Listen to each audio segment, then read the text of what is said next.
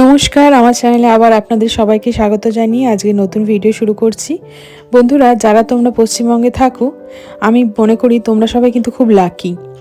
কেন বলো তো? কেন নিজেদের মাটি, নিজেদের জায়গা, নিজেদের খাবার, সেই সবের আনন্দই আলাদা। আমরা যারা প্রবাসী কিংবা দেশের ভেতরেই অন্য অন্য সিটিতে থাকি, আমরা যেমন ব্যাঙ্গালোরে থাকি, তো এখানে তো আমাদের খাবারের সেরকম অপশন অত পাই না।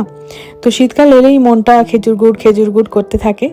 আর ভীষণ যখন ভিডিওগুলো দেখি ফেসবুকে বা বিভিন্ন জায়গায়, ভীষণ লোভ লাগে। খেজুর গুড়ের এত সুন্দর সুন্দর রেসিপি তোমরা শেয়ার করো, সেগুলো দেখলে সত্যি কথা বলতে নিজেকে আর আটকানো যায় না। আর এই সময় পৌষ পার্বণ আসছে, পিঠে পুলি গুড় ছাড়া কিছু ভাবাই জানে না শীতকালে আমাদের বাঙালিদের কাছে।